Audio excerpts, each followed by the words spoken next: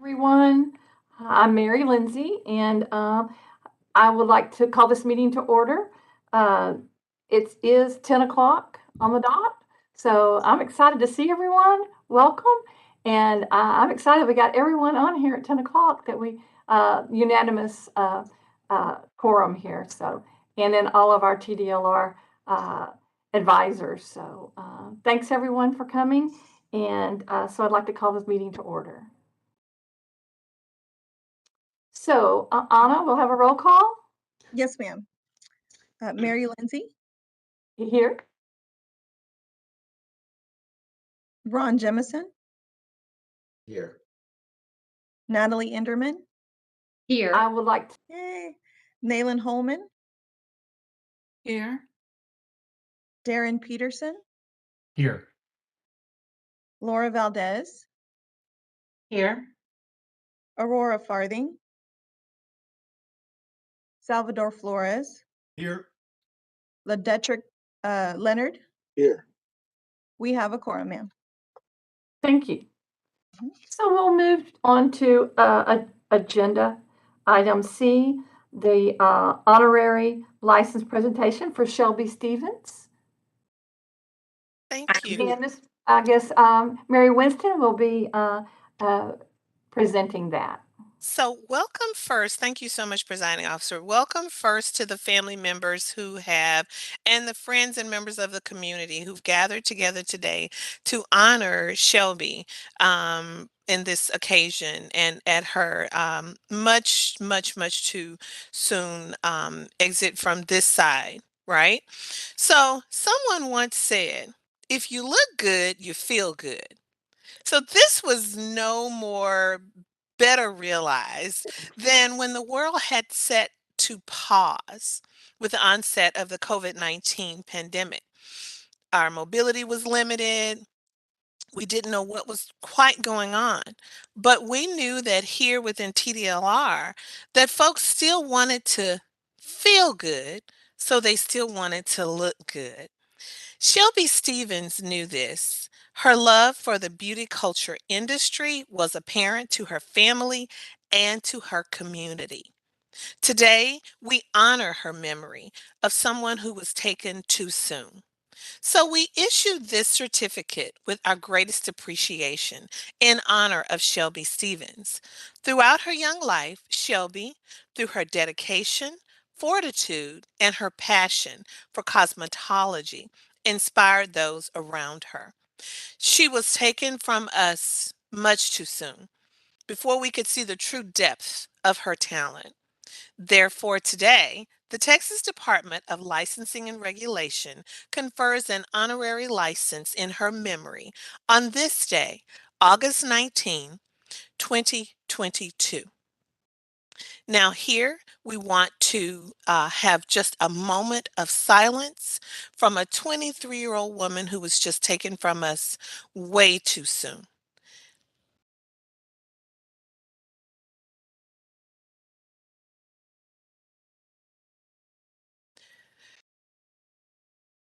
Thank you, everyone, for that moment of silence. We do have, excuse me, some family members here, some members of Shelby's community. And if they wanted to have a statement, make a quick statement, that would be wonderful. And this would be the time. Good morning, TDLR board. We want to first, my name is Chastity Silliman Williams, better known as CC, the biologist in the hair industry. I am the sister of Shelby Stevens, and I have along with me this morning my mother right here, my stepfather right here, Shelby's dad, my brother, Shelby's brother, and of course, Miss Charlotte Wooten, who has worked diligently with you guys to get this taken care of. I want to first thank each and every one of you all for listening and hearing out and hearing Shelby's story and for honoring this request for myself and especially for her parents. It was really important for us that she received what she worked so diligently for, and unfortunately, she was robbed from the ability to fully participate in the barber and beauty industry, in which she loves so very much. Even as a young girl, she worked diligently, come in school and even out of school by assisting in the salon. She also made an impact in her community via various nonprofit organizations, working with various ministries.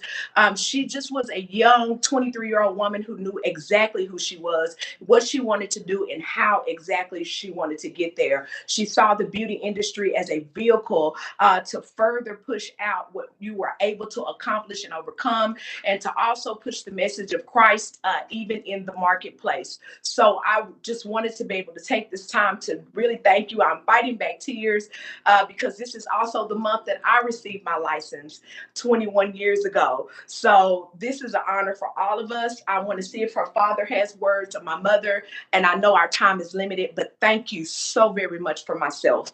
I'm going to step to the side.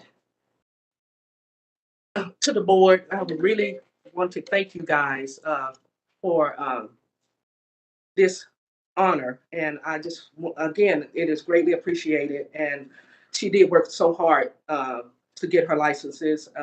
She did work hard in those hours, along with being a mother. Again, on behalf of Kaden, her son, and myself and the whole family, we would like to thank the board. I just want to say thank you to the board, Shelby Stevens' father, Wayne Stevens. And I just want to say thank you for letting this opportunity come to fruition.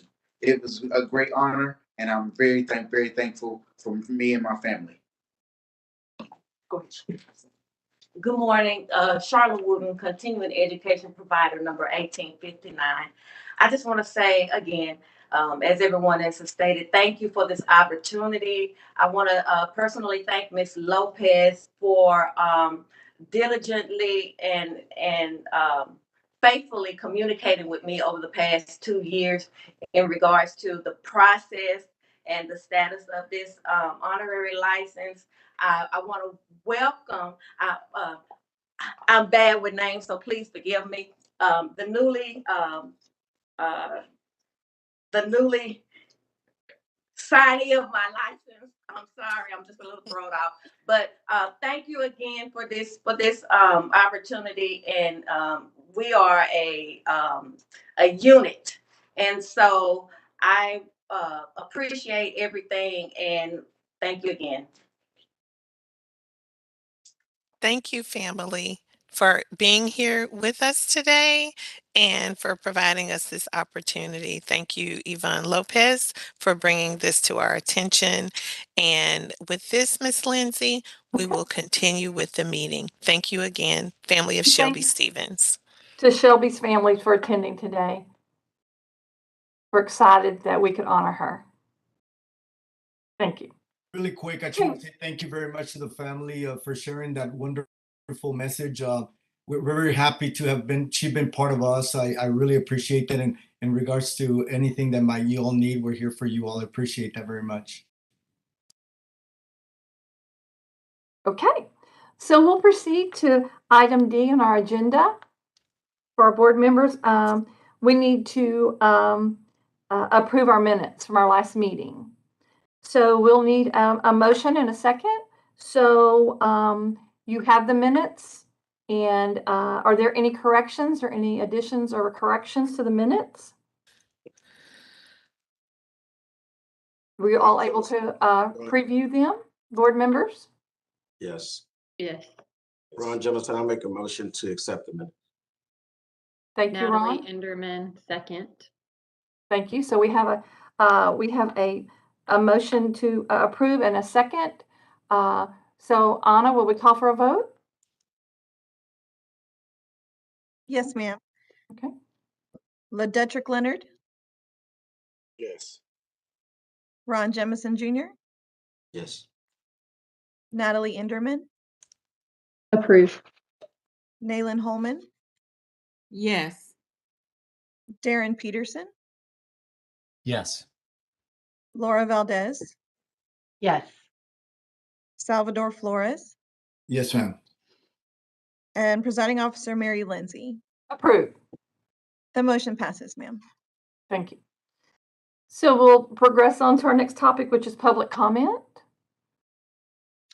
Yes, ma'am, we do have, we had 3 people signed up for public comment, but it looks like only one of them is here to give public comment. Her name is Carly. Okay. And we're ready for that comment? Okay, I'm so sorry. That's Hi, okay. I'm sorry, I'm a little nervous. My name is Carly Wise. I am an owner of Lala Lashes LLC out in East Texas. I have an eyelash extension specialty license, and today I wanted to talk to you guys about the addition of lash lifting and tinting to the Laws and Rules book. For starters, it's a newer beauty alternative to lash extensions that's growing in popularity. I feel like this is a service that I and other eyelash extension specialists are more than qualified to perform. We're specifically trained on eyelashes, their growth cycles, um, eye diseases, and first aid for the eye area. I'm sorry, I'm stuttering. I'm a little shaken up. I believe this in-depth eye education makes us the most qualified over any other cosmetologists. Looking through the rule book on page, I have the 2022 rule book, on page 97 through 100, I don't see any other eye education that compares to the in-depth testing and training that we completed in order to obtain our eyelash extension specialty license. Furthermore, I don't see lash lifting and tinting mentioned anywhere else in the book. The only time eyelashes are mentioned are under the definition of cosmetology, where it talks about extensions and applying semi-permanent thread-like extensions composed of single fibers to a person's eyelash. So extensions. Just to summarize today, I would like you guys to consider adding the addition of lash lifting and tinting to the rulebook and make it possible for eyelash technicians like myself with specialty license to be able to perform this service and offer it on our menu to clients. Any questions? Okay. So, Thank you. Miss Miss Lindsay, I'm sorry, Mary Winston, and I just wanted to clarify, and I think all of our board members know, but Miss Weiss, no one is being rude. Thank you so much for that. But during public comment, we're not allowed to actually take the questions because it's not how it's noticed. It's just a legal thing. But there may be someone contacting you at a later time, or we will take this up during a later meeting. So I just wanted to clarify that as we move on. Thank you. Yes, ma'am, so much. I want to thank you guys for your time. I wasn't sure how all this worked, and thank you guys again. Have a good rest of your meeting. Thank you for sharing. Thank you, and thank you for coming today. Yes, ma'am. Okay, do we have any other public comments? I know we had 2 others. Anna, did anyone else pop in? No, ma'am, I've been checking to see if they have come in, but I do not see them. Okay. So if they do pop in, will we take them, or this was just the only time that they can comment? Actually, Ms. Lindsay, that is up to you. You can close the public comment time out. There's always a time for them to comment at another meeting, to submit a written comment, or you could leave that open. We do have a lot of business to get to, but that is your call, presiding officer. Okay, I guess we'll close the public comment out because we do have a lot to cover today, and we'll have them email us. Is that what we will suggest? That works. Okay, thank you very much. Now we have a lot of work to do with our staff reports, and so we will ask our board members. We will cover each report. If we have any questions, you have that material that you've looked over. If you have any questions, we'll call on the managers of the reports to answer our questions. So if you will please look at the licensing division is our first report. And hope you had time to look that over. And I did look it over. And so are there any questions about the reports? I know things are looking up and we're having more and more license come through. And so is there any comment, question that we need to ask Yvonne Lopez? Want to take a few minutes and see if you had anything that you would like to ask a question?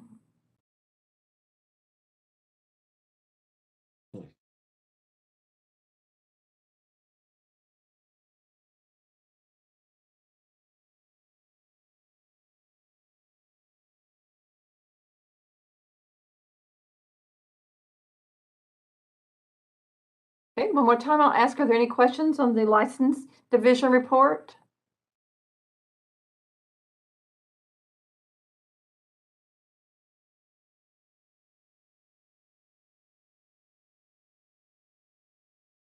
Okay, if we don't have any questions, then we'll proceed on unless we'll wait just a few more minutes. Ms. Presiding Officer. Well, it's a lot of material to cover. This is Ron Jemison, Yes, Presiding Officer, Ms. Lindsay. I yes, do have one question. thank you. Okay. If I'm reading this correctly, are we having an influx on a lot of barber schools being licensed, new barber school licenses? Is that I think I'm reading that correctly. I just want to make sure I'm reading it correctly. Are we increasing on the number of barber schools that we have in the state of Texas in the year 22? Can we ask for the manager, Devon, to answer that question, please? Yes, good morning. I see the fact of the 239. Is that what you're seeing? Yes. Yes, that's what I saw too. So our division does not specifically handle the school applications, but it does appear that there have been applications. We can't hear you. Can the rest of you hear, Yvonne? No.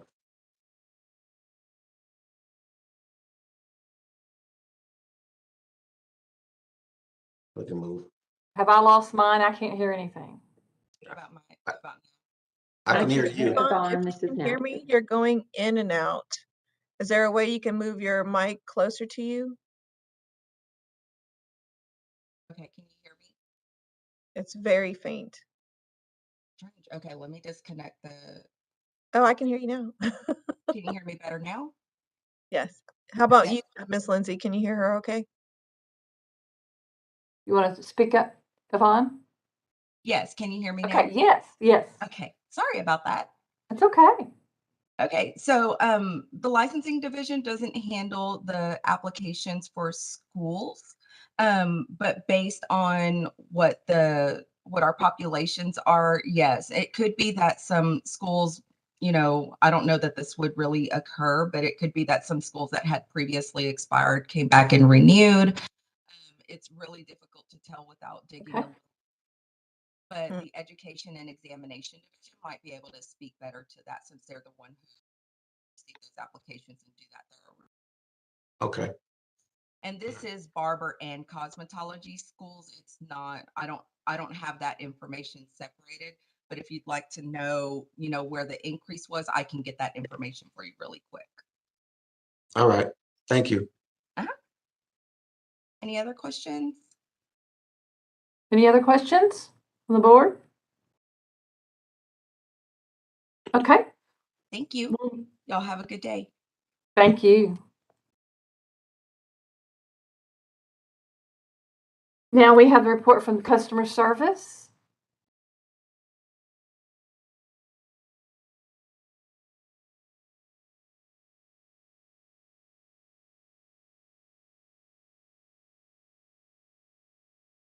Mary Winston, TDLR. Who do we have present from customer service today?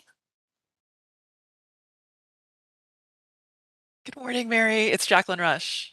Hi, Jacqueline. So I want to explain for everyone, we were trying a little, sorry to make you guys the test case, but trying just a little different method for seeing how these reports were going to go. But I think we've lengthened it instead of shortening it. So I do have all the managers here to present the reports. And so Jacqueline, if there are any highlights you would like to go over, and then we can go to the next report. Yeah, absolutely. Again, my name is Jacqueline Rush. I'm a manager in customer service. Good morning. The first report that we were asked to provide were simply statistics. The first page, you'll see fiscal year 2022 and 2021 cosmetology statistics for emails and calls received monthly. And that's followed by the next page for the barbering program. Highlights will include the kind of calls that we receive. Those are going to be things like application instructions, both initial and renewal, questions regarding laws and rules, credit card payments that we accept for renewal payments and initial applications for cosmetology, among other things. And so those represent the top calls that we get. It is our largest program, so we get all kinds of calls from both of those groups. Happy to Thank take you. any questions. Yes, any questions from the board? This is Natalie Enderman, and I just have a quick question that when you say contacts and calls, you're defining that as actually speaking to somebody or receiving a reply via email, correct? Oh, yeah, we're the incoming emails and phone numbers, and so we've got a breakdown monthly on how many emails we get and calls we get per program. Great. Okay. There are no further questions? Thank you, Jacqueline. Have a good day. Thank you. Appreciate it. Okay, Enforcement Division. Hi, my name is Morgan Cumming, and I'm a prosecutor with the Texas for the new cosmetology barbering program. I'm the co-liaison with Victoria Meza, who presented last time. Our report entails personnel updates, statistics, and case summaries, and I'm free to answer any questions.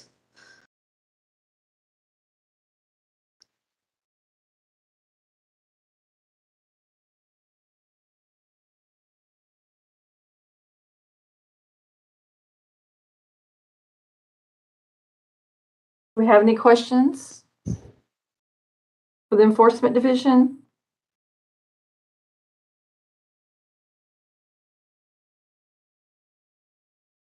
Oh, well, no, it's okay. Sorry. No, go. Mr. Jameson, did you have something? No, it's okay. I read it. Okay. Thank you. Thank you. Gets kind of covered up in there, doesn't it? Yes, yes. I'm digging.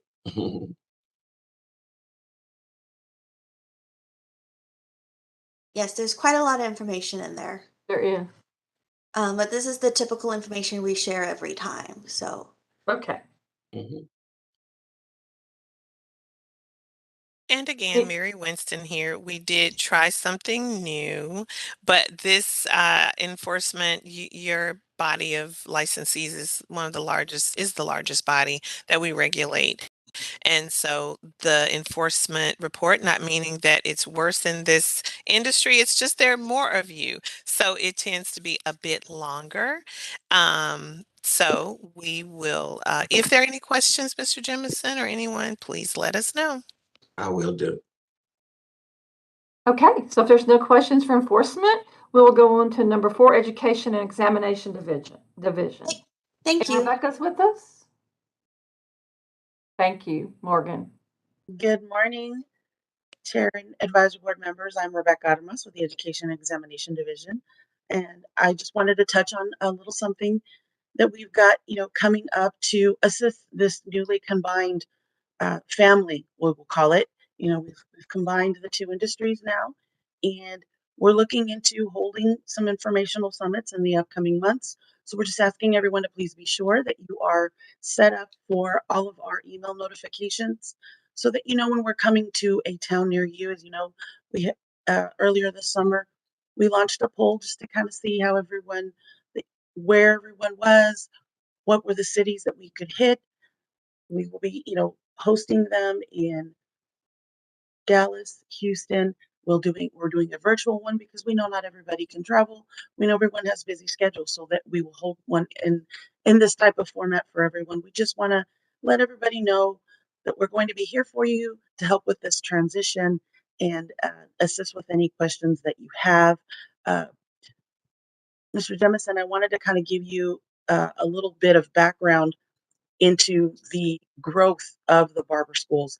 A lot of these high schools now are starting to add the barbering program to their high schools. So that's causing a little bit of that influx that you see there. As you know, it's always been a struggle for these high schools to add the barber program. So it's an encouraging thing to see that this is now being added to the high schools. So I just kind of wanted to answer your question there with that. Thank you. No, And thank you. That was perfect.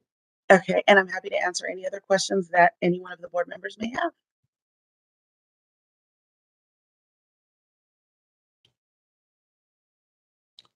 Ron Jemison. I'm not sure which department to ask this question to, but I'm gonna throw it out there and see if maybe somebody can answer it. I was made aware that instead of putting barber schools or barber students sign out in front of your building, that you had to change it to practitioners. Has that gone into effect yet? Or am I premature on asking that question? Do you want to? This is Ray Pizarro, Director for Education Examination Division. Mr. Jemison, those provisions, you'll be hearing a lot of that. Derek and Molly are going to be talking about that later today in the meeting. Okay. On Okay. rule changes, but a lot of those things are not going to go. Some things are already kind of in effect, and we're going to be talking, as Rebecca said, on the summits a lot about that. But there are changes that are coming our way that is going to be introduced through the rules, and some of those will have some timelines on when those effective dates for those changes will happen. However, Okay. you know, if schools and businesses want to make those changes sooner than later, there's no issues to do that. But just know it's not in effect at this very moment. And just to piggyback on a couple of things that that we were taught, you were asking and Rebecca answered. Remember, moving forward with the changes now with Barber Cause being combined, you're going to see probably, and I'm hoping, an influx of even more barber schools because you don't have to build out anymore. And a lot of the times the high schools had those issues. They couldn't Right. build out because of funding. So you're not going to have that anymore because you're going to be able to offer those courses in the same location at the same time, right? So you're going to see some of that stuff going as we navigate through these changes. So Okay. just be aware of that, and hopefully there'll be a lot more schools offering that course. No problem. Yes, sir. Thank you. Hey, this is Mary Lindsay, and I have a question. I'd like to know our students how they were receiving their pass-fail notice, because at one time they were receiving it as they were at the test site, and then I understood that that ceased, and I'd like to know how that is coming now. Yes, for the all written examinations, all candidates will be receiving their pass-fail notice from our exam vendor PSI via email. So it is extremely important that when the students are enrolled in Shears, that the proper email address is given. One thing that I'd like to provide as clarification is when they create their online account with PSI, that email account is just for the login to go in and register online, but to actually receive the scores, they're done via email with the email address that was provided when they were enrolled in Shears. So we encourage everyone to go online. We have a section on our website where you can go in and make any type of modifications to your address and email and telephone number. Of course, no name changes, but to some of those demographic information, you can go in and make those updates so that we have the most current email notice, because that is where the students will receive their pass-fail notice. Practical examinations, they'll receive them there at the brick and mortar site. If they take them in an alternative method, they do also receive those virtually as well via email. Okay, any other questions? I have one more, but I'm going to give someone else time. On that written exam? The pass-fail, this is Mary Lindsay, Laura, are you speaking? I'm sorry. Yes, this is Laura Valdez. And just a quick question. When they take the written exam, what's the time frame for them to receive that email? They should receive within 30 minutes of the examination being completed. Thank And you. if there isn't, then they can go down, they can send us an email via our web form. There's a section where the drop down says examination issues. They can go ahead and send us an email, provide us their permit number and name, and we will look that up and work on getting them their score report. Thank you. Okay, this is Mary Lindsay. I have one more question. And I want to know about the school statistics. Is it working again that we have through TDLR, the pass-fail? Yes, thank you so very much. We do have that available now. It's located in the same place that all schools were able to view it before.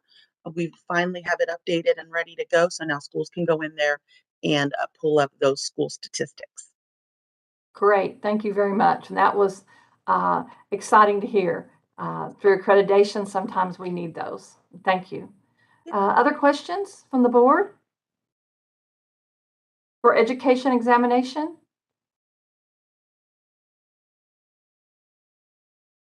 Okay. So we can go to a regulatory program management division. Angela Sanders. Good morning. I'm Angela Sanders, Senior Program Specialist for the Style and Wellness Team. I just have a couple of items that I would like to point out from our report. The first being that we're continuing to work on the consolidation of the barber and cosmetology programs. Particularly, we've been involved in the planning and preparation for the informational sessions that Ms. Armas referred to in her presentation. We've also been involved in several outreach events where we've assisted in providing that information, answering questions from licensees. We will continue to be involved in upcoming outreach events, and we'll continue to share information and updates as they are available.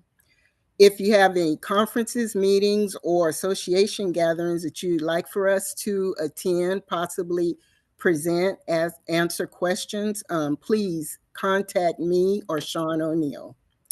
Secondly, I'd just like to mention that the RPM division was able to assist field inspections and enforcement on a project to deter unlicensed activity. The project came about as a result of several complaints that were received regarding unlicensed activity in the Killeen area. RPM staff worked with field inspections and enforcement to develop a plan to conduct inspections at several locations during the weekend.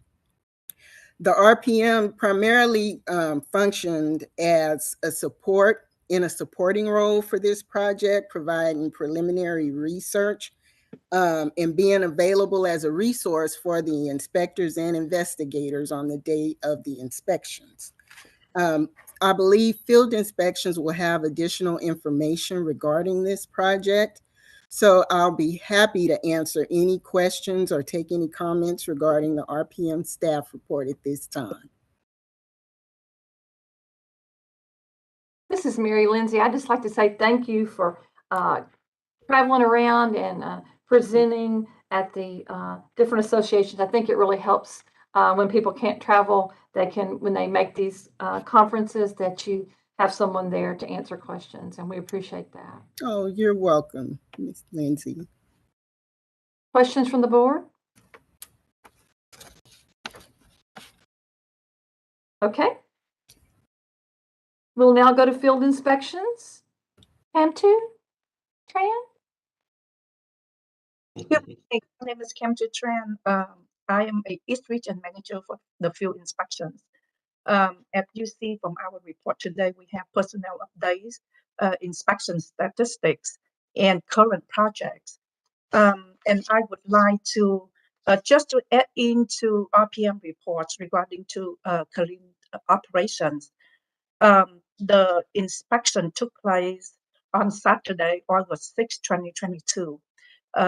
With the teamwork combining between few inspections with 5 inspectors and 2 region managers, Fernando Reyes and Juan Munoz. And we have 5 investigators from enforcement and with the supporting of RPM. As the result, we completed 45 inspections total, with 30 inspections issue proof of inspection report and 15 facility closures. Out of this 45, we issued a total of 33 direct to enforcement violations, with 14 unlicensed complaint violations.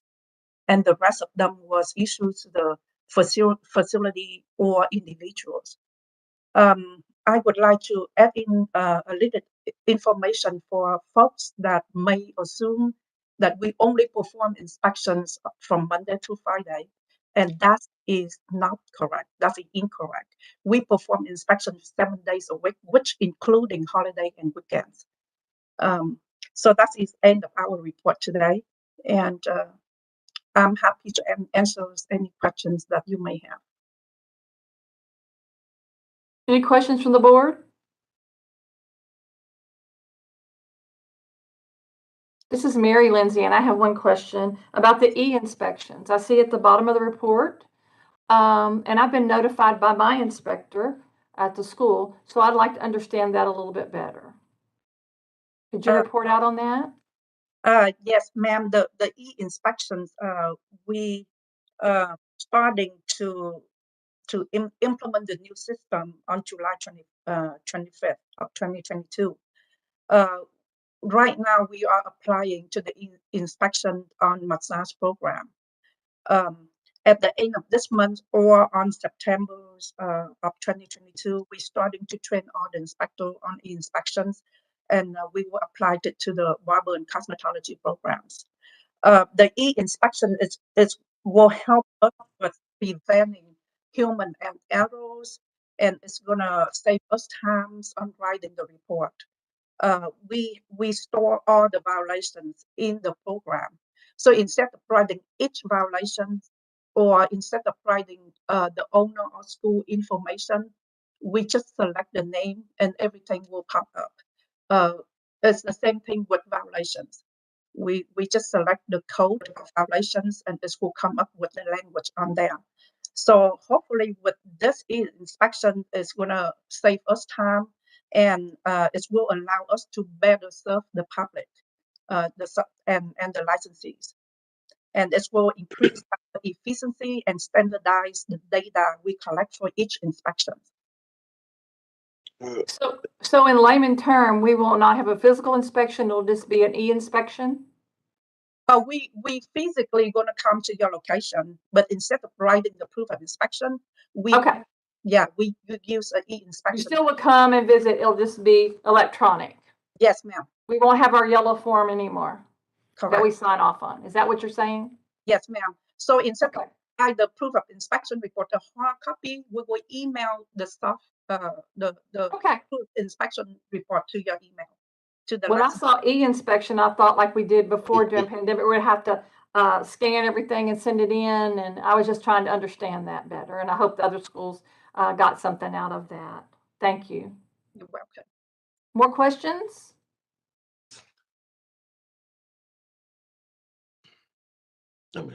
Thank you very much, Cam, too. We appreciate it. Thank you.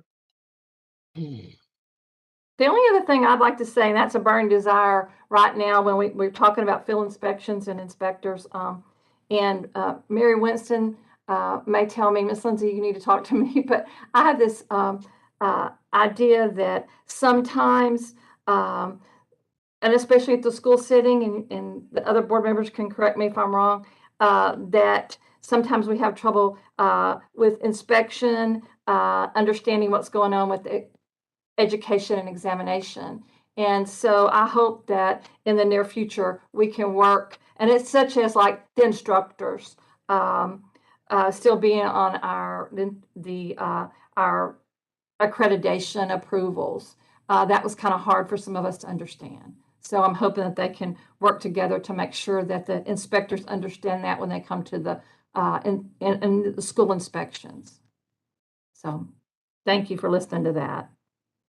Anybody else? We'll go on to the executive report. Mary, I do have one question. Okay. Thank you. And I really appreciate you asking that question. Oh, Ledettrick Leonard. I wanted to tell you, I was going to ask that same question about inspection. Is that just for the tracking, or is that actual for virtual inspection? So thank you for asking that.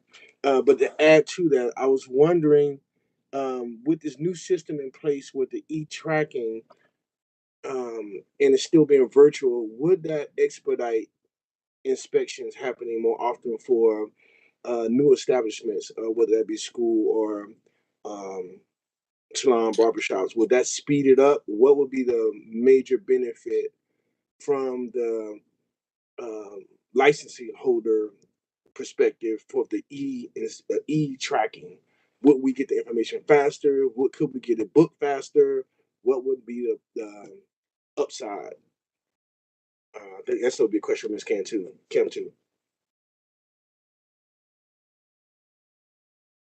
Hi, Eric, would you like to provide the extra? Sure. Yes. Good morning, Presiding Officer Lindsay and Advisory Board members, Mr. Leonard. My name is Eric Beverly. I'm the Director of Field Inspections. So we worked with Microsoft and the Department of Information Resources to develop the e-inspection system. Part of the benefit, I think, is that when we write up violations, right now they're handwritten and they can be hard to read, and they don't always contain all of the information that's related to that particular violation. So once we email you the PDF of the proof of inspection report, you'll have the full listing of what the violation is. So hopefully that will be helpful to licensees in terms of receiving something completely legible, with the full description of what the violation is. Hey, y'all cut out. Nobody can hear anything on the meeting. Can y'all hear me okay? Yes. Okay. So the other benefit is I do think that we will be able to reduce data entry errors, which of course could impact licensees, right? If we put in the wrong information, with the ability to complete the paperwork, essentially doing that electronically, that will also reduce the amount of time that we're spending administratively, and that will enable us to complete, I think, more inspections. So those are a few of the benefits. And then, part of the work that we're doing is in response to our recent sunset review and the legislative review that we underwent. The sunset staff identified that we needed to increase our data validity.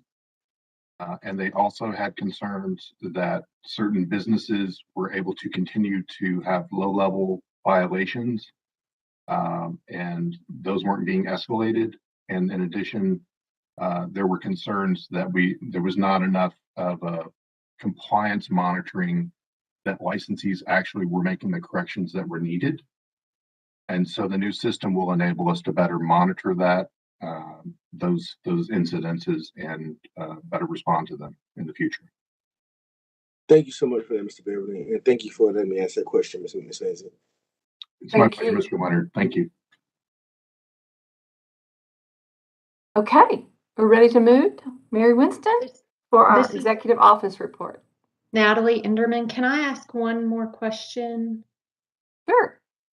Just speaking on behalf of being in a salon, now that these are electronic, if I remember right, you're still required to post a inspection after your inspection, an updated inspection. So just to answer probably many questions from hairstylists, as a salon owner, you're required to print this off and then post this. Is that the new way? Yes, if the rules currently require you to post it, you'll need to print it out. Okay. Thank you. Yes, ma'am. Okay, Mary Winston. Presiding officer and board, we have been in the background dealing with a public commenter that is popping on, but there she is, having some communication issues and getting on. And so, Ms. Lindsay, with your approval as presiding officer, we can momentarily go back to the public comments agenda item F, and allow the public commenter. And I thank her for her patience because we kept getting her, losing her. I'm not really sure what happened.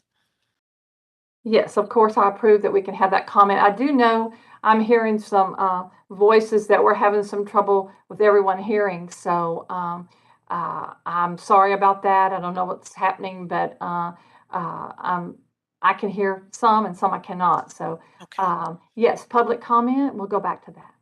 Thank you. And that name is, I don't have my, That is Miss Lily Benitez. okay. Ms. Lily Benitez, do you have a public comment? You have 3 minutes. Yes, I do. Can you hear me? Yes. Hi, good morning, everybody. So, first of all, thank you so much for your attention to everything that TDLR represents. And I just want to introduce myself. I'm Lily Benitez with Blakecraft Barber Academy. I'm the founder and director. We have an excellent pass rate with our written exams and our practical exams with our educators, making sure that our students are fulfilling and meeting those obligations. So my public comment is in reference to us having gotten rid of the instructor's license. And so one of the issues that I'm seeing with that is that the ones that are going to suffer are absolutely the public, and having, potentially barbers that are instructed by somebody that isn't exactly sure on how to instruct them. And then also the instructors and the new barber school owners that are opening up because they haven't had a formal training on how to teach. So the actual hours for our instructors program had more to do on learning styles, lesson planning, creating curriculums, and the oversight of education. Barbering has more to do with the technical abilities of it, sanitation, disinfection, sterilization, and whatnot. So someone can be an excellent barber with an excellent clientele, but not have been taught on how to teach people. So my issue with that comes from we're having a really low pass rate from a lot of other academies in that the students are not being trained on the correct curriculum. So I just want to make sure that we are putting some kind of metrics in place on what is the basis of, like, if in order to pass an exam, you have to be at 70% pass rate.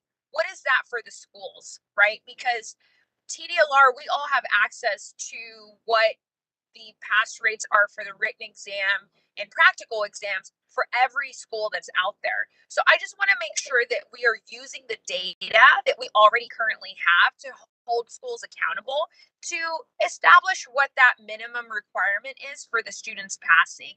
And then if a school is in default, for them to have the time to create a plan to be able to get their schools up to par. So I thank you so much for your time. Have a wonderful, wonderful Friday and take care.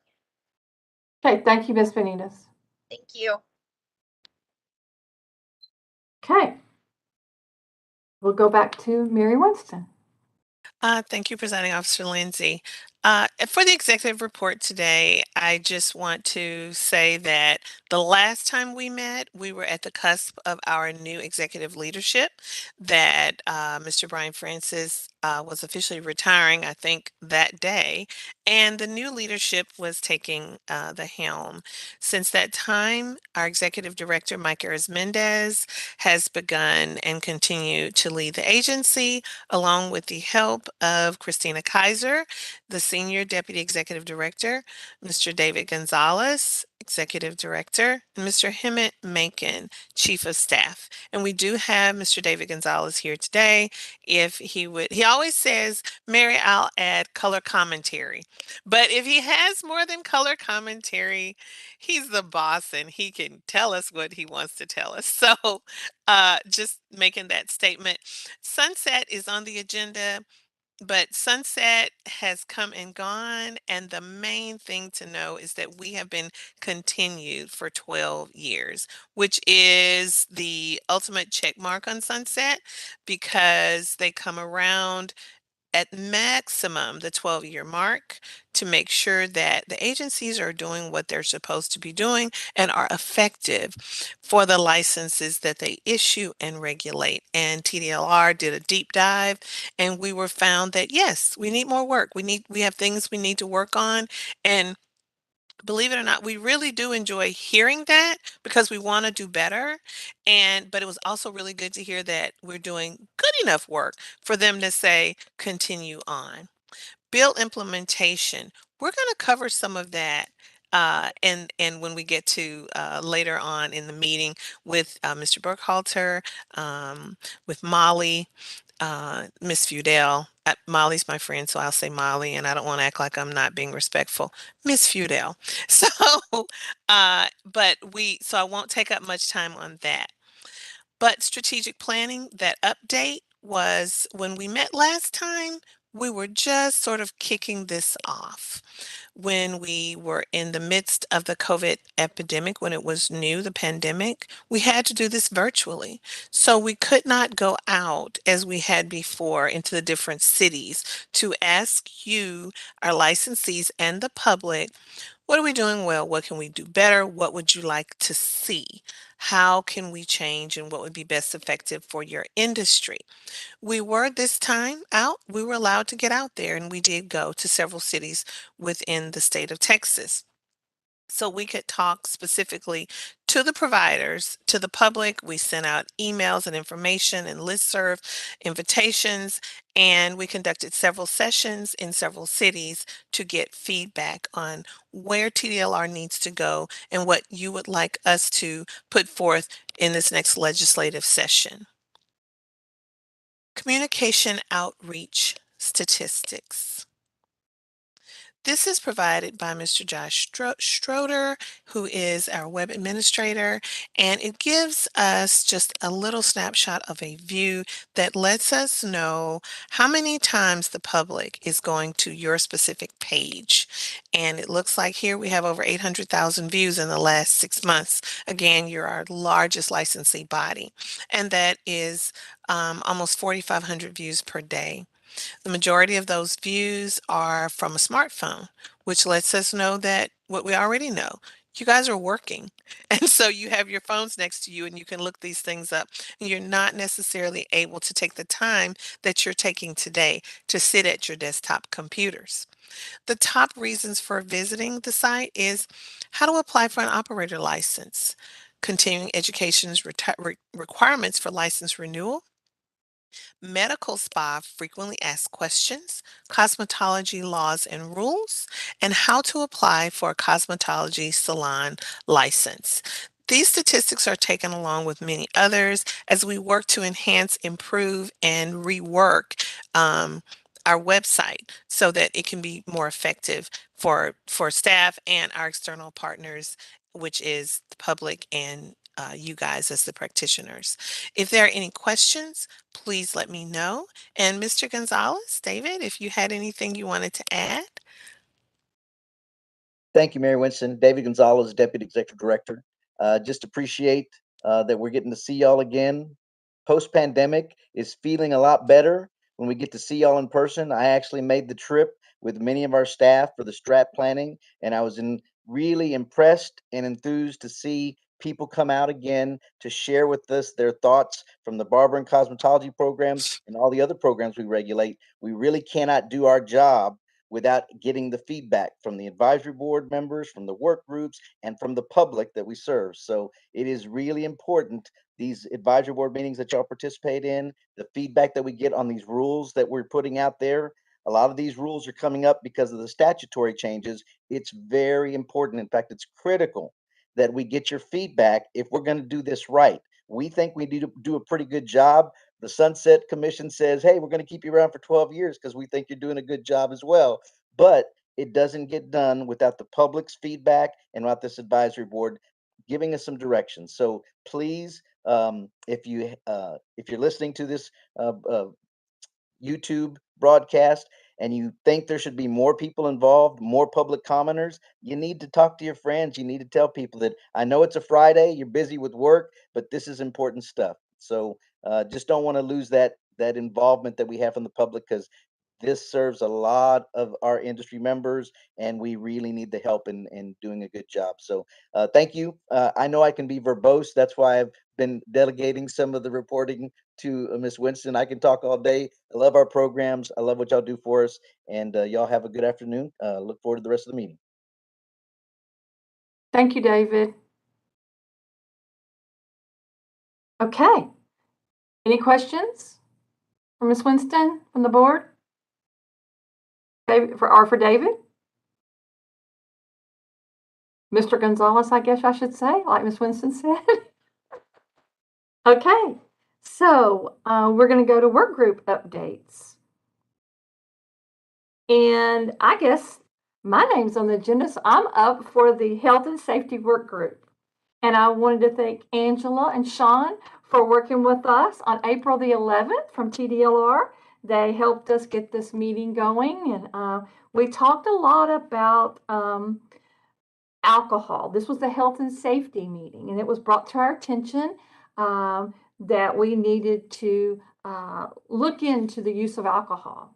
And Ms. Farthing, myself, Darren Peterson, and Laura Valdez. And so we looked into this and we discussed it, and it talks a lot about alcohol and about the proportions and the ratios to mix it. So what I like to say about that was even it was more in the barber rules than in the cosmetology rules, the use of alcohol. And so Mr. Peterson and we talked a lot about that, about alcohol being corrosive to different, to clippers and to different equipment used in the barber implements. And so we are making a recommendation to take the to take the alcohol out of the rules. That's how we're going forward with that.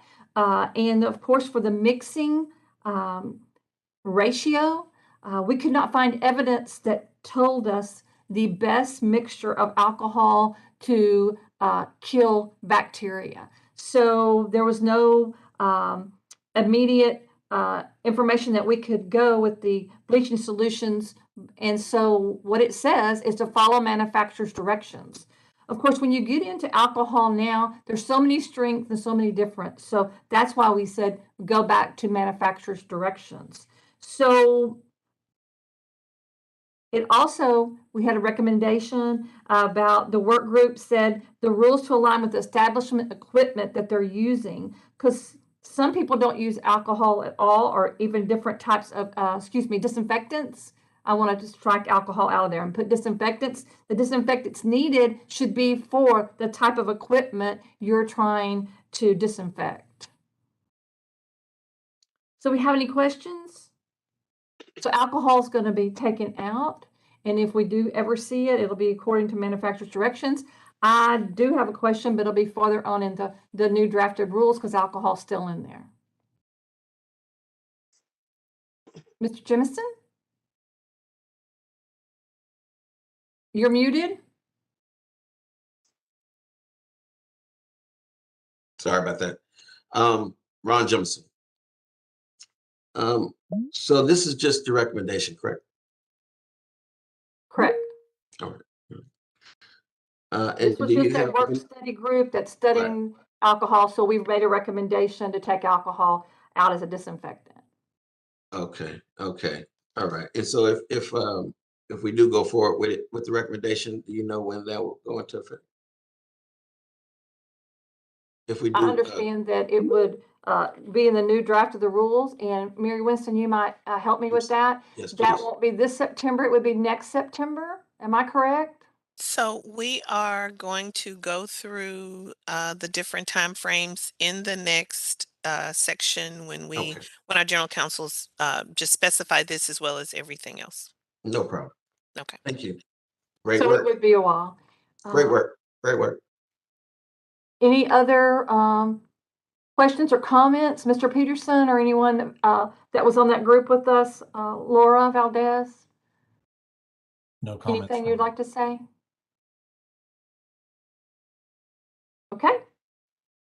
We'll proceed on to the next work group, which is Education and Examination Work Group. And that is Mr. Leonard. Okay, I'm Ledrick Leonard, and I'm going to speak on behalf of the Examination and Education Work Group. First, I want to say thank you for the various TDLR staff members that helped facilitate our work group meeting. They did a great job of helping us with that. And also, I want to acknowledge the attendees of the board that were part of the group. And that's Nayland Holman, Salvador Flores, Laura Valdez, and myself. We're all part of this work group and doing this diligent work. And just to highlight some of the things we discussed, we visited continuing education hours and also the topics for moving forward with barber and cosmetology merging in the future. We talked about the need for continuing education to keep being implemented. We discussed maybe possibly increasing hours. That wasn't agreed upon, but the need and the requirements are still there, and we're continuing to discuss the topics, getting more nailing those topics down on what they could be in the future to ensure that we're all growing each year. And then we talked about streamlining the curriculum for cosmetology and barbering, especially with the opportunity for people to be taught in the same, both programs been taught in the same school. So we talked about them being in the classroom together for several hundred hours, and we would go over the basics of infection control and some of those other items that both programs would need. And then the last 300 hours of each program could be specialty hours toward those unique things about their particular program. And we went through that for barber and cosmetology together, step by step. And then for distant learning, we just looked at the distant learning hours and didn't make any recommendations, but agreed that we would want to keep that in place. So there were no recommendations made there. And then field trip hours, we had the recommendation of increasing the current field trip hours for 5% moving forward. And again, those dates that we're talking about, I think Mary Wilson, the board, the TDLR staff could be able to speak to when those rules will be implemented. But it was fun doing the work. It was a lot of hard work, and I look forward to continuing to nail this thing down and see how examination and education could improve with the combining of these programs moving forward. So that was the highlights of the report. If anyone has any questions, or if one of the board members or in the work group wanted to add to that, you're more than welcome. Thank you guys so much for your time. Thank you, Mr. Leonard. Appreciate your hard work and the committee's hard work on that. Any questions for the board?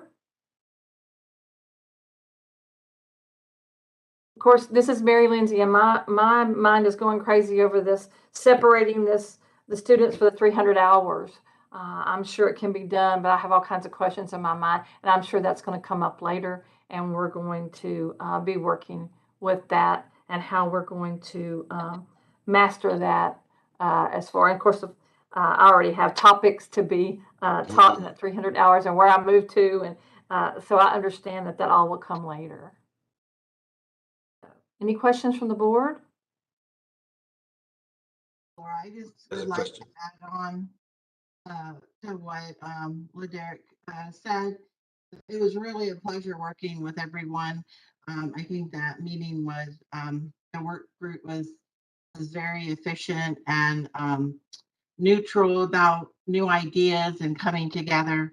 I think the biggest thing I just want to add to it is that it doesn't have to be 700 hours first combined and then 3 hours separate. I mean, that's up to the schools and their curriculum and how they choose to lay out their schedules.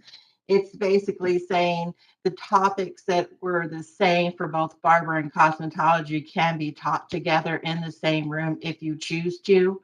But the specialty areas that are not in the other license has to be taught separately and has to be taught by an expert of that industry. Okay, thank you, Laura. Okay. Any questions? That's it. Before we No, no questions. Vincent? No questions. My head is just spinning. That's all. I know, that's what happened to me when I read this. I know that was a tough one. I'll say that. Okay. Okay, so we're going to proceed to topic I, discussion and possible recommendation on the proposed amendments to existing rules. Miss Lindsay, Mary Yes. Winston here. This is gonna take a minute moving forward. Sure, So, sure. and particularly with Mr. Jimison's comment of head spinning, if we could take just a short break before we start this next section, it would be Okay, great. how long, Mary? 5-10 minutes. Does that sound good? 10 5? minutes? So we'll have a Okay. break for 10 minutes. All Then right. we'll be back. Sounds Thank you good. very much. Thank you.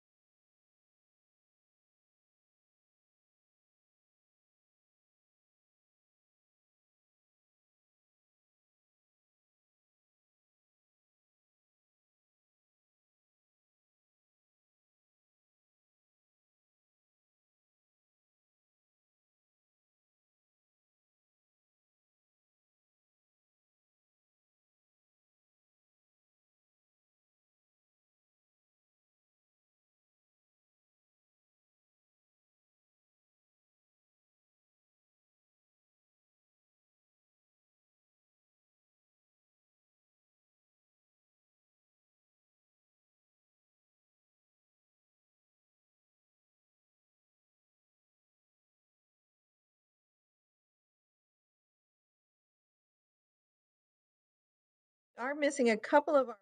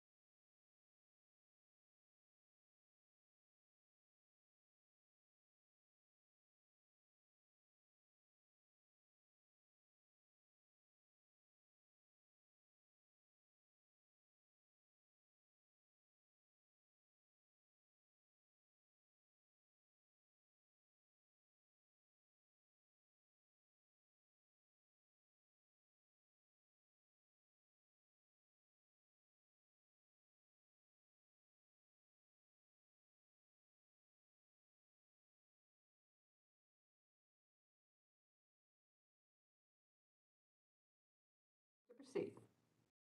Discussion and recommendation of proposed amendments. Good morning. My name is Molly Fudel. I'm an Assistant General Counsel here at TDLR. I am going to be presenting the rules to you today with my colleague, Derek Burkhalter, who's also an Assistant General Counsel. So before I get into the rules, I wanted to address Mr. Jemison's question from earlier about the sign and when that is going to come into place. So that is a requirement that we will start implementing when the rules become effective. And our target date for that right now is January 1st. I wanted to reassure you that the changes that we're discussing, like the sign, some others, those are things that we at TDLR are going to be doing a lot of outreach on in the coming months. And so we don't want to take anybody by surprise. This is something that's going to be implemented with a lot of outreach and education.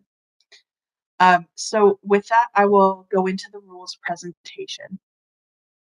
And I'm going to be, these are actually items I and J on the agenda. I'm going to be talking about both of them at the same time because they are so closely intertwined.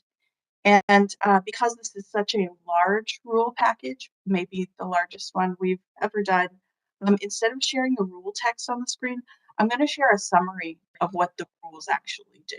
So let me go ahead and do that.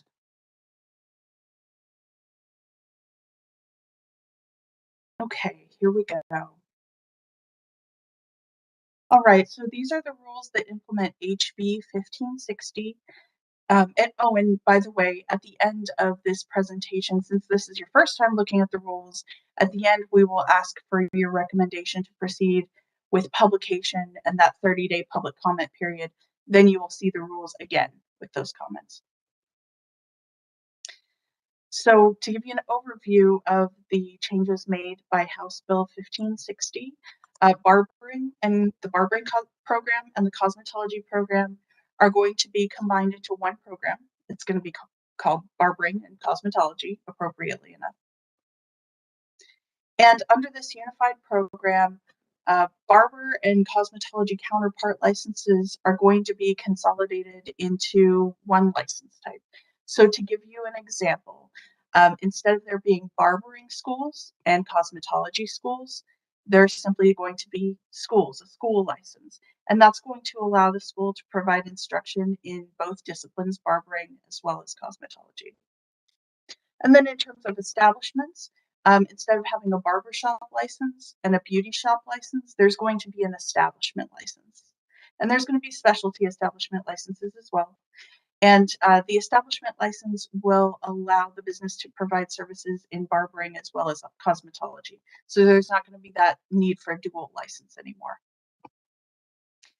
The practitioner licenses are also going to be merged with an exception for the Class A barber and cosmetology operator. Those are going to remain separate licenses, with their separate scopes of practice that still overlap. And still only a Class A barber can shave with a straight razor. And also a Class A barber cannot apply eyelash extensions. At this point, I'm going to turn it over to Derek, and he's going to talk about the transition plan. I realize we're going kind of quickly. If you have any questions, I ask that you make note of them, and we'll tackle them at the end of the presentation. Okay, so I'll turn it over to Derek. Thank you, Molly. Good morning, everyone. I'm Derek Burkhalter, an Assistant General Counsel with TDLR, and I'm assisting Molly on this project for the transition. So the transition plan essentially has 3 dates where different parts of it take effect. And so first, I'm just going to walk you through what's going to happen on each of those dates. So January 1st, 2023 is the date that we're planning for the rules to go into effect, but not all of the pieces will actually take effect at that point in time.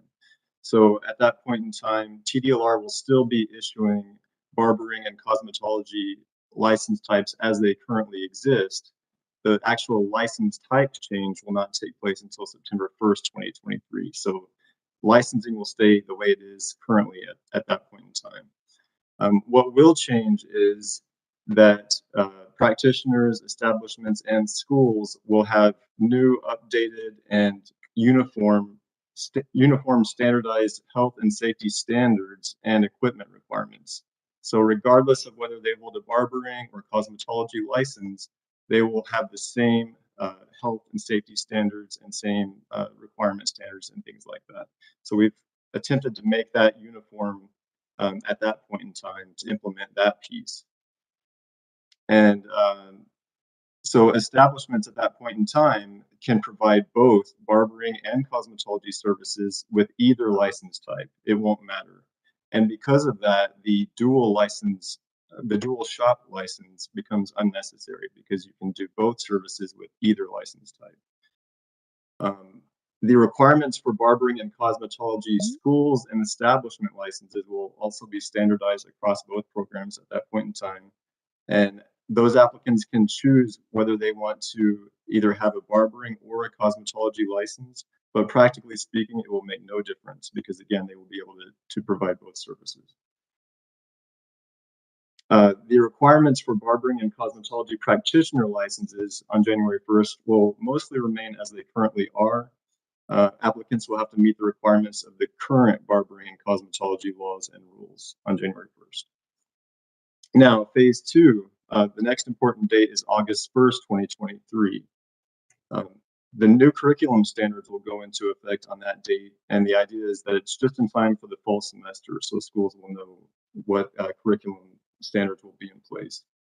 The new standards will allow schools to teach Class A barber students and cosmetology operator students in the same class for 700 hours of the 1,000-hour program.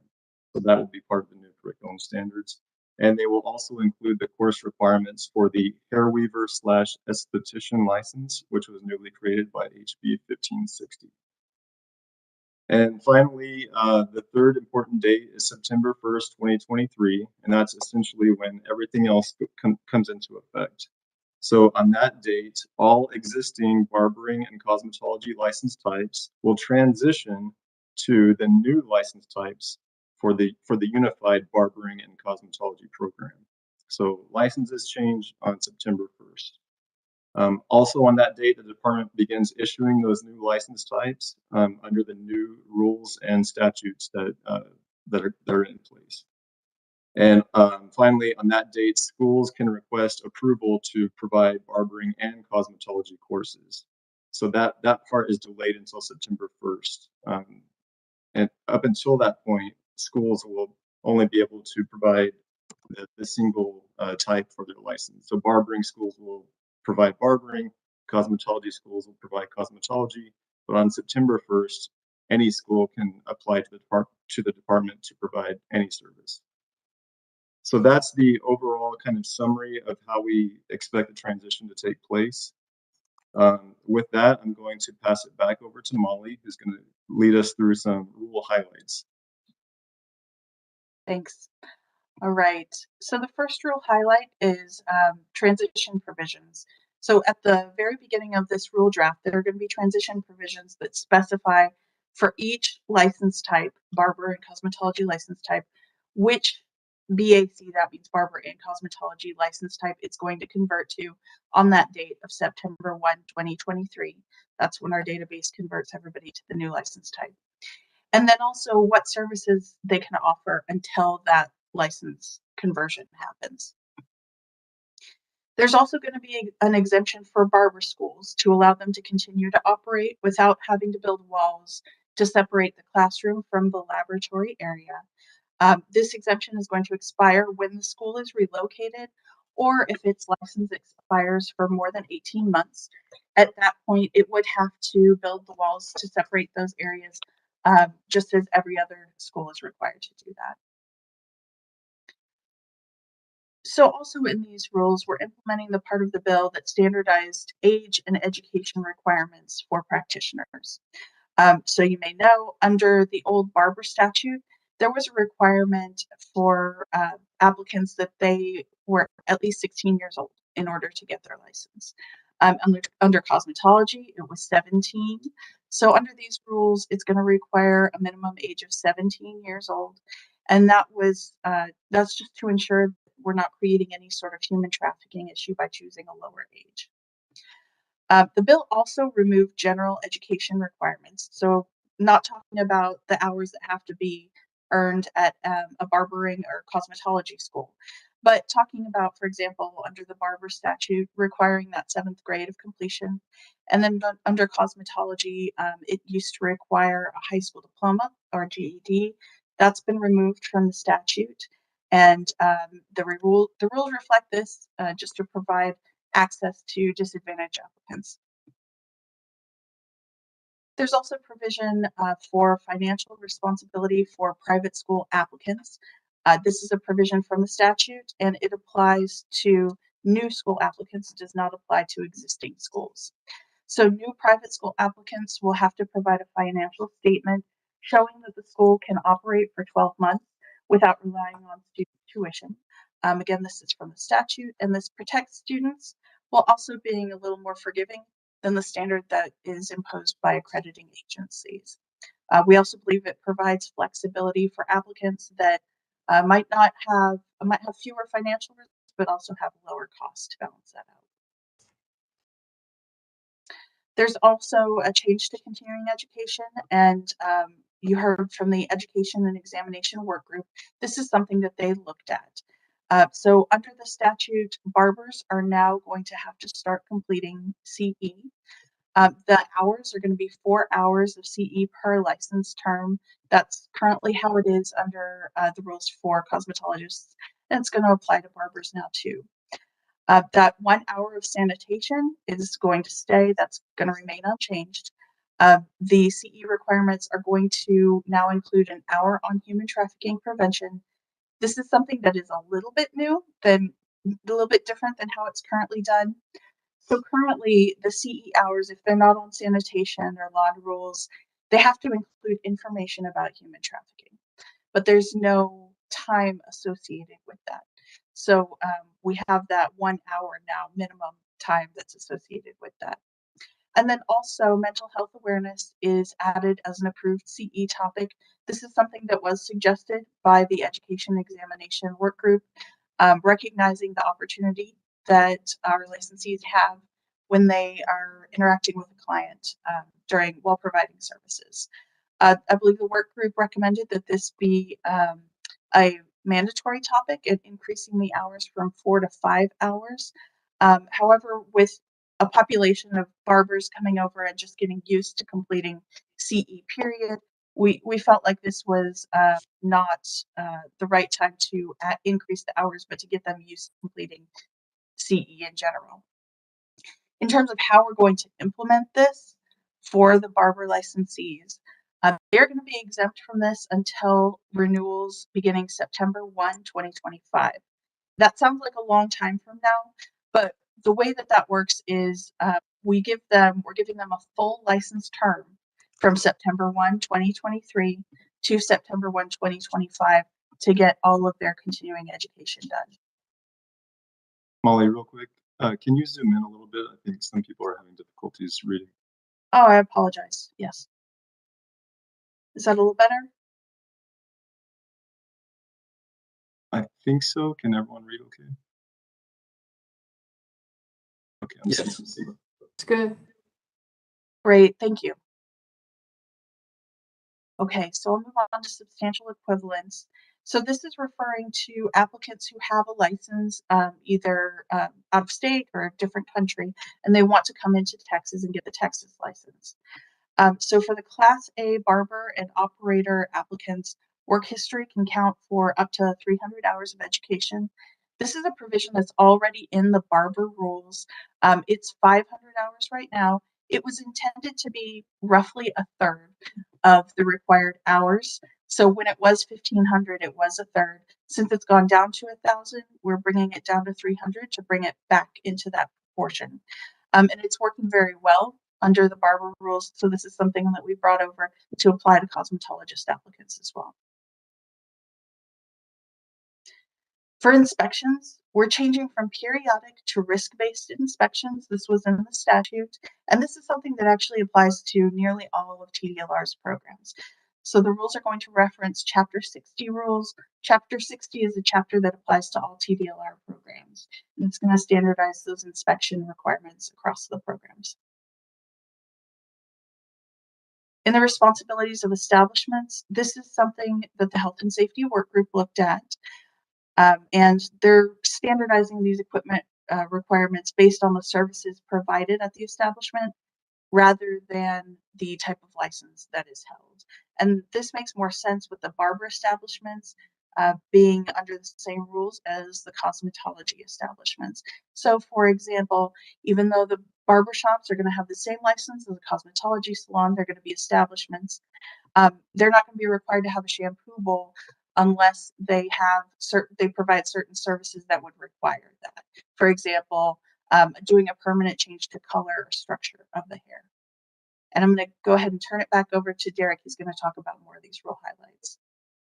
Thanks, Molly. So continuing on, looking at the updates to the responsibilities of schools.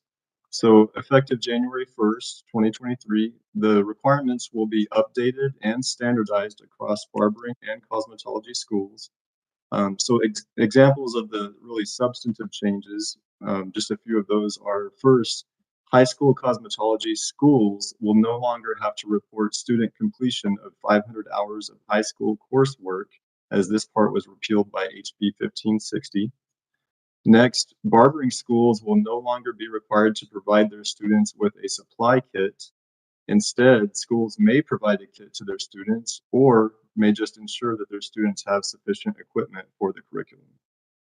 Another change, items that are no longer used in the industry have been removed from the required equipment. Next, HB 1560 requires all schools to post a sign reading, quote, school - student practitioners, end quote. The rules will require this sign to be visible outside of each client entrance. And finally, schools may not award credit for more than 184 hours each month. This roughly matches the minimum time frames in the barbering and cosmetology statute well. So those fee amounts are still being calculated by our financial analysts, so they were not included in the draft provided to you for today, but they will be filled in before we file this with the Texas Register so that they'll be available to the public and you all to see and provide public comments on. But you will not be voting on the fee part today. That will be left for, as I said, the publication. Finally, health and safety standards. On January 1st, 2023, the new updated and standardized health and safety standards will apply equally across barbering and cosmetology.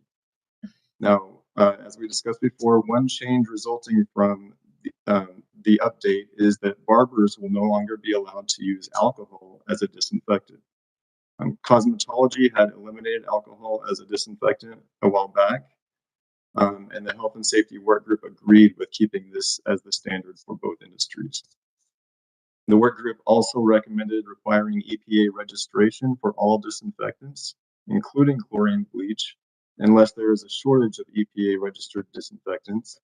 However, given the large number of significant changes already in this rule package, we TDLR staff believe it will be better to hold off on that change until a future rule package so we can have a more concentrated discussion on that issue.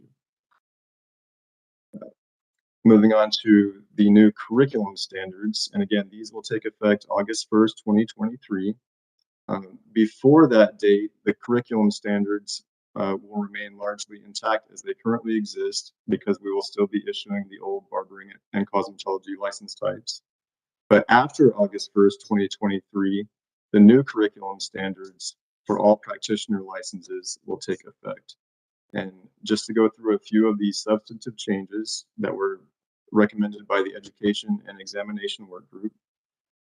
First, the rules will state that schools may teach Class A barber and cosmetology operator students in the same class for 700 hours of the 1,000-hour course. Next, the updated standards will specify the curriculum standards for the hair weaving / esthetician license, which was newly created by HB 1560. The standards will also rephrase the curriculum standards to allow schools to emphasize certain subjects. Next, it will reduce the hours in the manicurist / esthetician curriculum from 1,200 hours to 800 hours. And this is to better align with the operator and Class A barber curricula, which are now only 1,000 hours. And finally, the new standards will allow 10% of the required hours to be completed on field trips. Currently, the limit is 5%. So those were the major changes that we felt should be brought to your attention. There may be future changes that we make, but this rule package is really focused on making the transition and implementing HB 1560. So some of those other detailed changes that have been discussed, we can address those later after we've implemented the licensing change. And so that concludes our summary of the proposed rules. Ultimately, we are requesting your vote to recommend publication of these rules in the Texas Register, which will allow the public to see them in full and provide public comments for 30 days after that. And then we will take all those public comments and we will come back to you in another meeting to discuss if any changes need to be made. So with that, I will open it up to discussion or questions. Thank you.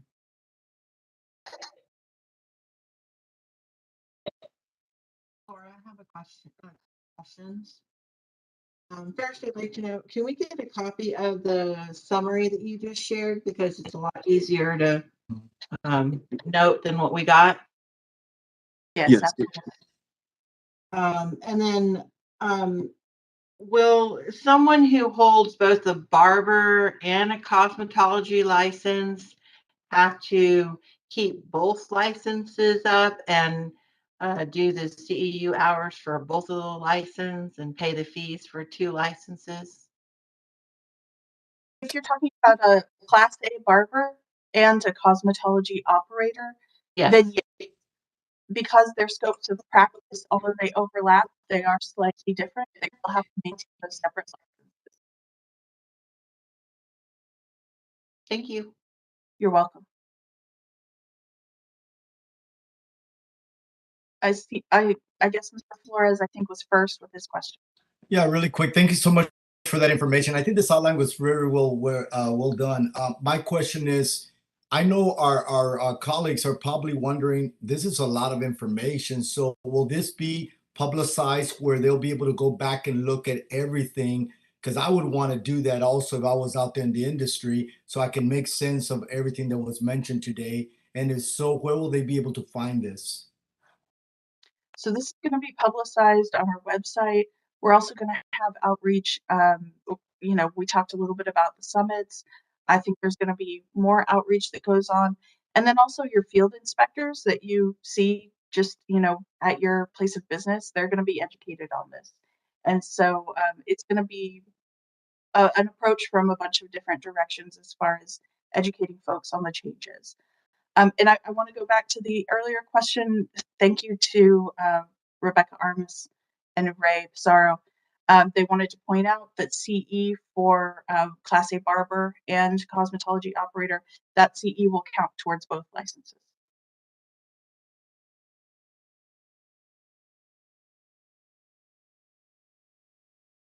Ron Jemison. Oh, I'm sorry. I think Mr. Flores was He's still still talking. speaking, but Yeah, Mr. my fault. Flores, you are muted. No, let him go ahead. I'm so sorry. Thank you so much. I appreciate this little quick time. So does that mean that they'll be able to take either or and be able to get the credit for those continuing education hours? Is that what we're saying? Yes. Thank you. Mm-hmm.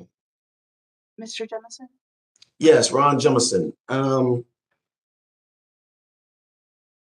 I just wanted to be clear on the hair weaving and esthetician. Did you say that, did I hear you say that that was a part of the bill? That Yes, changed? that's a new license type that was created as part of the bill. Okay, so that means that okay, so hair weaving and aesthetics is a course. Correct. Is that what I'm hearing? Correct. Okay. All right. We got the hours on there too? We have the hours on that course? Yes, we do. I'm sorry, I'm not seeing it. Maybe I'm missing it. Just a second, we will get that. Because I know weaving was 300 and aesthetics was 750, correct? Before. I believe that's correct.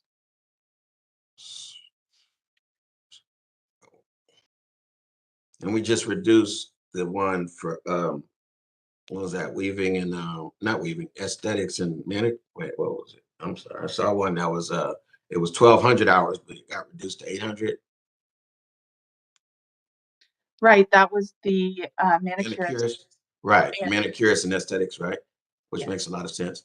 So did they have hours for the other one as well or not yet? Yes, we do. Hang on just a second. Okay, all right. Trying to figure out how that combined, but that one slipped up on me. I didn't see that one at all. Boy. Well, and I would just add that the esthetician part of that essentially is the barber technician being converted. Right. Oh. Right. So everywhere that we used to have barber technician licenses, that consolidates into the esthetician license. And it's going to be 700 hours for that hair weaving esthetician course. Say it again, Molly. I'm sorry. 700 hours for the hair weaving esthetician course. So it reduced. Or am I catching? Is there two separate? So if I take the esthetician course, it used to be 750 hours, right? Or is it still that way? Or maybe I'm thinking bar cos and I'm combining it all together. I'm just trying to be clear on here. Let's see. Esthetician course, wasn't that 750 hours? Isn't it 750 hours? Yes, it is. So, but I can take a hair weaving and aesthetic course for 700 hours. That's correct. This was something that I believe was looked at by the Education and Examination Work Group and was recommended by them. Right. That's just a recommendation right now. Okay. But it hasn't, okay. Yes, none of this is final yet. Right. I just want to be clear because I know we're talking to the public as well. So if I have that question, I'm sure a lot of others will have that question as well. And I want to be able to present that information correct as well, because to me right now, it's not making any sense yet, but it will be. It will Mr. be. Jemison, we know that, and board members, and for the public out there, this is sort of the first bite at the apple. This is a lot. It's statutorily, it's a large change for us to implement and for you guys to implement. So this is our first opportunity to give you the snapshot. Let's look at the different changes. The work groups looked at and worked through some of the changes to establish what we're putting forth. And now the public will get a chance Yes. to comment, and we seek that comment. We look forward to that comment. We Correct. want to make sure that, our licensees um, are aware that this is the time. Please read it. Let Yes. us know what you're Yes. thinking after this meeting. But asking those Sure. questions, yes, that is, Sure. those are the exact questions we need asked. Yes. Okay. No, it's perfect. I just want to be clear. Thank you, Ms. Mount. Thank you. I don't think I have any further questions right now. This is Natalie Enderman, and I do have a question, which I saw in our enforcement report earlier about the risk-based inspections. Can we elaborate on what that means versus a routine inspection? Yes, so the routine inspection required that inspections be conducted on a periodic basis, and it gave a minimum time period for when those had to occur. And so changing to risk-based will mean that there is no longer a set schedule like that. And inspections will be more determined on past violations. So licensees who have had past violations may be inspected more frequently. But the idea is that we can better tailor our inspection schedule to the needs of the industry and not be bothering people who are following the rules. And this was also a statutory change that was part of TDLR's larger changes that were in HB 1560. Ms. Enderman, this was also a sunset recommendation, as Derek has said. The periodic, we were just coming to practitioners periodically. If you had a perfect record every time, you were still in that rotation. But risk-based means that if you have a perfect record, well, may not put you in the immediate rotation. If someone else has had some problems or some corrective action, we can then give them a little more attention or get to those inspections versus just the customary routine inspections for folks who really don't have any problems. Okay, thank you for clarifying that. Ledrick Leonard, I have a question about the high school diploma and GED. I do understand that for the new back license, it'll be 17 age for both. However, I need a little clarity around the GED and high school diploma. Am I hearing correctly that you would no longer need any high school or GED proof at all to enroll in the Barbering and Cosmetology program? So TDLR rules will not have that as a requirement. If a school wants to implement that as a requirement, they can go ahead and do that, and our rules would not prohibit that. So just make sure I'm hearing you correct, Molly. You're saying it's an individual school choice. Schools could say, yes, we want our students to have GED or high school equivalent, or no, but from a TDLR perspective, it's not a requirement at all. So yes, from a TDLR perspective, we do not require it, but it's up to the school. It's the school's choice, like you said. And accreditation choice. Right. That's interesting. It makes sense on the because it was on the barber that way, right? It was on the barber that way, I think, right? On the rules. I believe it was a minimum of 7th grade was for the Right. Okay. So now it won't read that we need, I'm sorry, Ron Jemison. So now it won't read that we need that anyone needs a 7th grade education or anything. It'll just say the age. Correct. All right. As long as you're 17, come get your crib. I like it. All right. I gotta make sure they can read though. I gotta make sure. That'll be on the application. Okay, no more questions for me.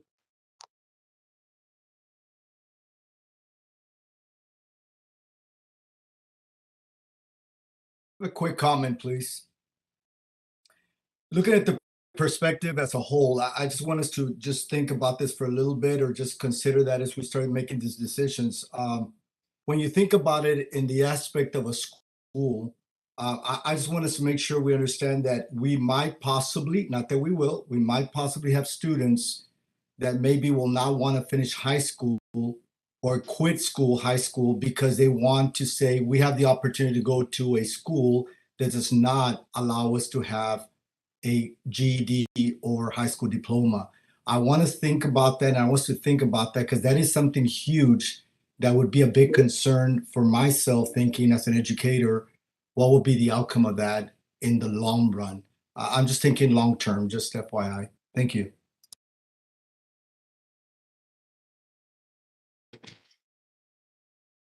And Sal, if I could piggyback, Salvador, if I could piggyback on that, I think that's a great perspective. And what that does is makes us think, at least me, makes me think from a private school perspective versus the high school programs. I can see where on the high school programs that could somehow be a challenge, because you're right, some students are probably going to decide I can just drop out of high school and I no longer, I'm 17. I don't care about that, because on the private school side of it, they can that day at 17 go enroll in a private school that's a Barbering college. So I can see pros and cons of both sides of it, depending on which side of the fence you're on, whether you're a high school program or whether you're a private sector school. So, but I do think it's worth thinking about, for long term. But that's a good point. But on the private school side of it, I can definitely see the benefit of it, because it opens up a whole new uh, category of student prospects.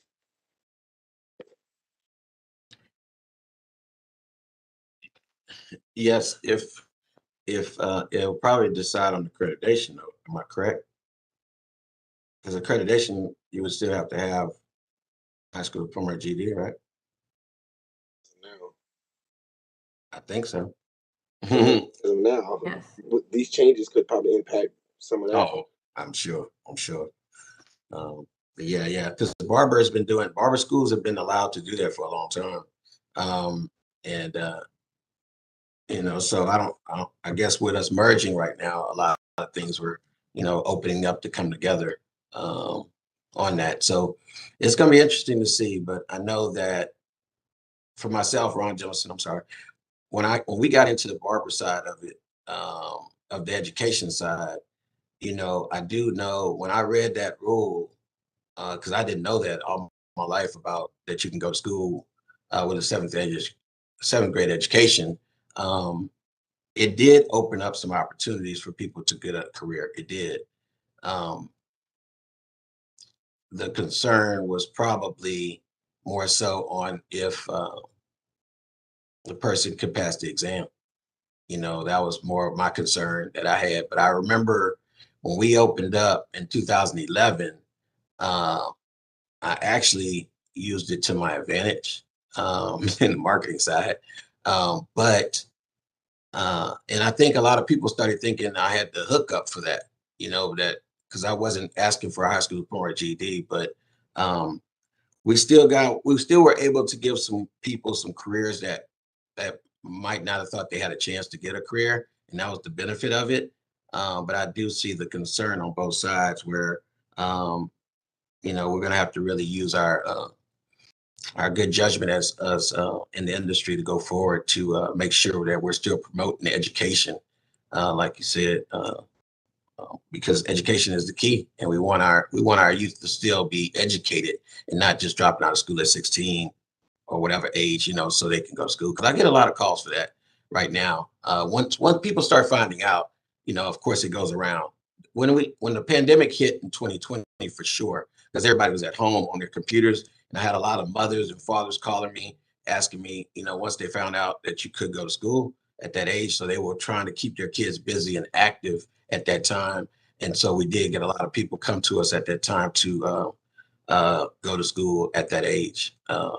of 16, 17 years old without the high school diploma. But one thing I remember I kept talking about, and I still talk about that today, is I always encourage them youngsters not to drop out, to make sure they finish their high school diploma, because I talk about the business aspect of it, of what you can succeed, you know, how far you can go in the industry.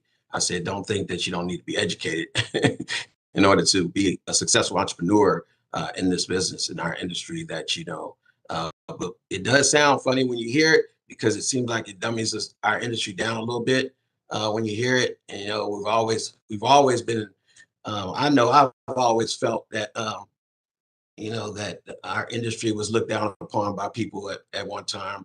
You know, now I feel like, you know, with trade schools on the rise, that we have to still be mindful to make sure that we're on the forefront, and that we're doing quality and making sure our industry is standing on good standards and quality and education and stuff like that. So, you know, Mr. it's a lot. Go ahead. I'm sorry. Yeah, thank you so much. And I think you're highlighting the point that we at TLR, we're removing any barriers to entry, as well. The statute is removing those barriers to entry, and we have to follow that by implementing them in the rules. Right. However, the onus is on the owners and the operators, and so you still have that opportunity, as Ms. Fudel said, to have requirements and standards for your schools, because you may see a better propensity for success Yes. with X, Y, or Z qualifications. So, and we'll get further comments, I'm sure. But your speech that you gave us and marketing tips really show how these things can be used to the advantage of the school owner, because they can sort of figure out what's their best student. Very correct. Thank you. Okay, so Ms. Winston, these amendments are going to go for review. I'm going to ask and make sure that Molly and Derek are complete, and if we can, and so I'm going to let them give next steps. Okay. So the next step would be us asking for your recommendation to publish these rules in the Texas Register for that public comment. And then after we have that public comment period, we will bring the rules and the public comments back to you for a second look. Okay. We So will. do we need a vote for that, or just a recommendation? A vote, the recommendation would be through a vote. Yes. Okay. We would like to take a vote on the recommendation for the amendments going forward. We'll need a motion first, ma'am. Okay.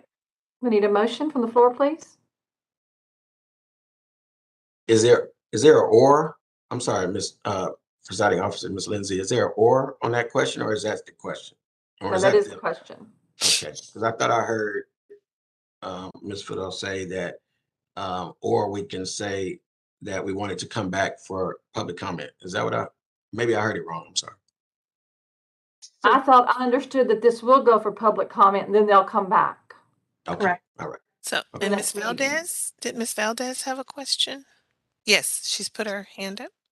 Yes, this is Laura Valdez. I'd like to make the motion that we take a vote to pass this on for public comment. And I would also like to make the recommendation that when we do that, that you provide a summary similar to what you displayed here. Sorry, my lights went off. So that the public can have a better understanding of what we're trying to do. Okay, thank you, Ms. Valdez. Do we have a second? Ron Johnson, I'll second. We'll take a vote now. Let me go ahead and do a roll call vote for y'all. Mr. Leonard, Yes. Mr. Jemison, Yes. Ms. Inderman, Yes. Ms. Holman, Yes. Mr. Peterson, Yes. Ms. Valdez, Yes. Mr. Flores. Yes for recommendation. And presiding officer, Mary Lindsay. Approve. Motion passes, ma'am. Okay, we got a lot of work to do on that, right? Oh, yes. Thank you so much for your input and thoughtful consideration. Thank you, Molly. And Derek, where's Derek? Yes. Thank you. I know y'all Thank worked you. hard on that. Thank you very much. Thank you. Okay. Recommendation for the next agenda for the next board meeting, advisory board meeting. First recommendation is going to be reviewing the public comments that Right. come back That, of course. and further discussions, because we may have, based on those comments, we'll see if even more discussion comes out of that. And will we have the, I'm thinking we'll have our meetings that are going to be statewide before we come back to our next meeting and all these public comments? Or will it not be that long before the public comments come back? Molly, could you give us the time So for public comments? And Derek. Go ahead, I'll jump in on that one because Molly's actually leaving our agency after today. And so I will be inheriting this program. So you'll be stuck with me going forward.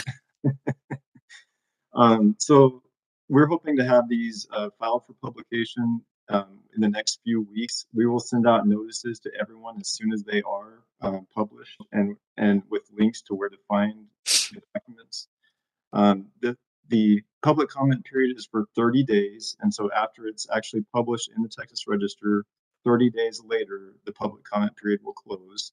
We will take all of those written comments and basically summarize them for you and present them to you and at our next meeting, which we're thinking will be in late October to mid-November sometime, depending on how things play out. So we will bring all the comments back to you, have a discussion about it. We can take a look at the rule text to see if we need to make any changes based on those public comments. And then at the end of that meeting, you will vote to recommend that the commission adopt the rules.